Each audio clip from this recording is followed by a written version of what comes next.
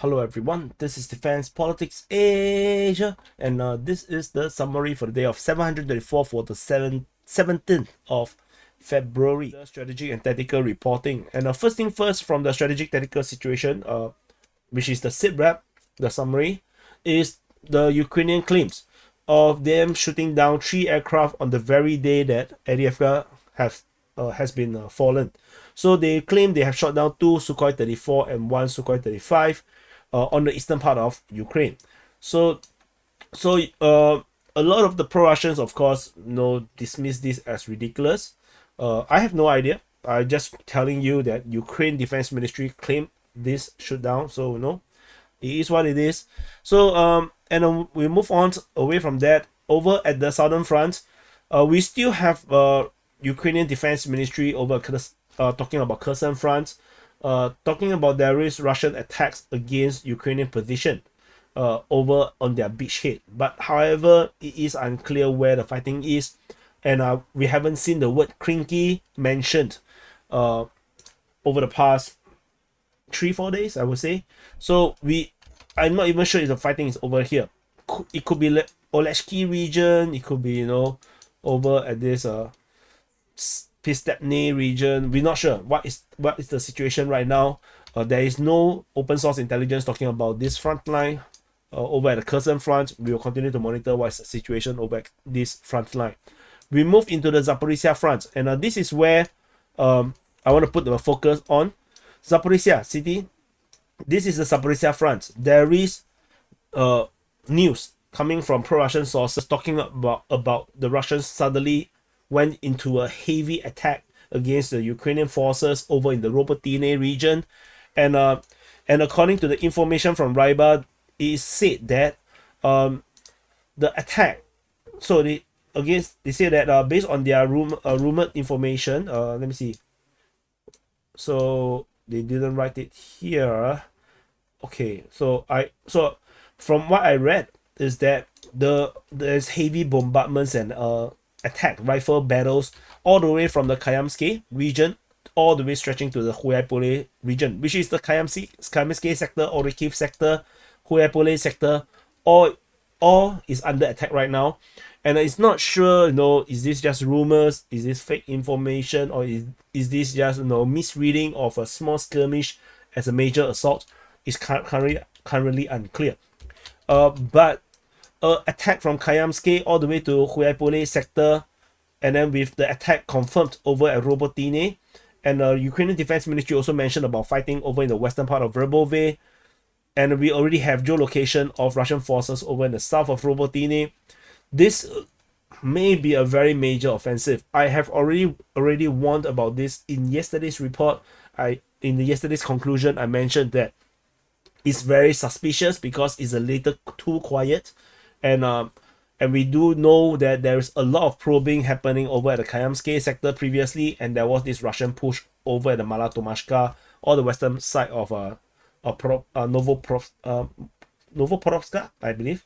I cannot remember the name of this. Novoporovska, yeah, correct. So Novoporovska. So this situation is developing, and if confirmed, then we may be witnessing the beginning of the Russian Zaporizhzhia offensive. And this offensive has been something that everyone had been anticipating since for more than a year. So during the first year of the war, there's always this threat about the Russians launching the Zaporizhzhia offensive. And if this turned out to be true, then this could be the real Zaporizhzhia offensive, a big one. But we will just continue to monitor and see how this goes. The main fighting over, of course, like I said, is over at the Orikhiv sector. And so this is where I put the information. I lost it. You see, entire line. So there is intensified fighting and massive shelling of Ukrainian positions along the entire line from Kayamsky to Huaypole. So this and then the latest information over at the Robotyne region was that the Russian forces have actually reached the western outskirts of Robotyne. We can't confirm that. We do have the geolocation of the Russian forces pushing from the south, and the Ukrainian Defense Ministry reporting about the fighting at the west of Verbove. So we will continue to monitor the situation over the Robotyne region. things is looking quite scary, because immediately after the fall of Avdiivka, the Russians launched the offensive over at Zaporizhzhia. The Ukrainian forces is going to struggle to keep up, because if they have to send reserves into Avdiivka to help out with the withdrawal and to hold back the Russian offensive, and then suddenly you have another one over here, I'm not sure how much more reserve, those active reserve that they can use to plug the holes. So let's see how this progress over in the Zaporizhzhia front. We move on over at the Donetsk front. So this is the Donetsk front. At the Velika Novosilka sector of the Donetsk front, the Russian forces attack over at the western part of Staromayorsky. They are also attacking south of Preshestivka in this region here. So we will continue to monitor, see how this progress. So far, this is not part of this rumored Russian offensive that I'm currently reading and discovering. There is geolocation of a Lancet attack against Ukrainian forces just north of Zolotaneva, so proving Ukrainian forces are there. The Lancets are operating, and over at the Voleda region, we have the yesterday's report, which was actually yesterday's report. So fighting reported at Mikhailsky and towards Vodian. We're not sure about the Vodian, like I mentioned before. I'm not sure is it coming from the south or coming from the east. We will just monitor and see how this goes. Over at the Marinka sector, the Russian forces is still pushing, attacking at Novomikhailivka. There is attack reported at Boyeda as well as Georgievka. Ukrainian forces counterattack at Georgievka. So this situation, this strategic situation have not changed. And so we will continue to monitor and see how these progress over in this Donetsk front. And we move into the Avdiivka front. And over at the Avdiivka front, the situation is weird. Russian forces are attacking over at Nevelsky. Ukrainian forces counterattack at Nevelsky, trying to push back the Russian advance. The Russians are now attacking Lashtokine. The rest of the Avdiivka is now all captured. Opine in the eastern part is supposedly all secured. The coke plant has been lost, and there's no more fighting other than Lashtokine and Nevelsky being mentioned in the reports. We will have to monitor and see how these progress. What's next?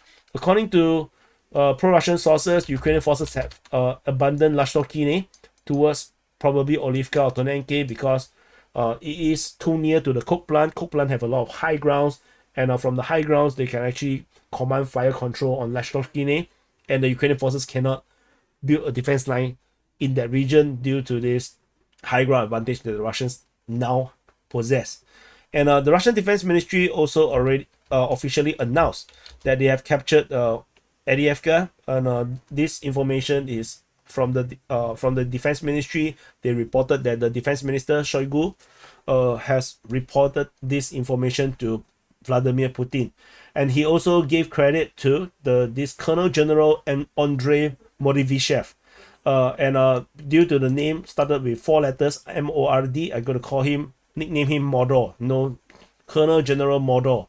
So since they are the orcs, right, they are the evil orcs coming from Mordor, the land of Mordor, to kill these elves living in the west. So yeah, General Mordor. So anyway, so they are currently still, according to information from the Russian side, they are still doing mopping up and sweeping operations within all this newly captured territory. This is a huge expanse of ground. This is going to take at least a week, because even in for the situation at Soledar, when they first captured Soledar, it also took some time for them to clear the entire place where they have captured. So the surprise, the surprise thing, okay, so Russian forces, as I mentioned, has been discovered in raised the flag in all these areas. So this is confirmed. Avdiivka is fully encircled, and at least the eastern part of Avdiivka is fully encircled. So that is a foregone conclusion already. And all these map changes is considered by Deep State UA. So all this map change is based on Ukrainian mapping. So these are not Russian mapping, these are Ukrainian mappings. So if this is propaganda, if you think this is propaganda, this is all fake news, the Ukrainians are lying, if that's what you're trying to say. So over in the northern part of northern part in the coke plant, the Ukrainian forces, it surprisingly gave up the entire coke plant without much of a fight. Like literally, I didn't even see any reports of fighting at the coke plant. So maybe the troops saw the order for withdrawal from Avdiivka city and they just abandoned position because they don't want to fight in the front line. That could be a possibility because they will just assume, okay, this is part of Avdiivka too, so they left. So there's a possibility. And there is also geolocation of Russian forces raising the flag over on the eastern part of the facility on the rooftop, looking very, very, very relaxed. So due to the relaxed nature of this rooftop raising of the flag, it looks like they are very, very calm and very, very confident that the Ukrainian forces have literally run away for quite a bit of distance. So this is the situation over at this Avdiivka Front, and we will continue to monitor. And we move into the Niu-York Front. At the New York Front, we have the reports of Ukrainian forces attacking Pivdeny and New York. This is the same report as I have reported in yesterday's SITREP. So because yesterday's SITREP was a bit late, so the recording includes the latest information from the Russian report from yesterday. And we move on into the Bakhmut Front. So this is Bakhmut city. And now in the southern part of the Bakhmut Front, the Russian forces continue the attack over at Klishchiivka, Andriivka, and Kupyansk. So strategic situation, no change in terms of this area here.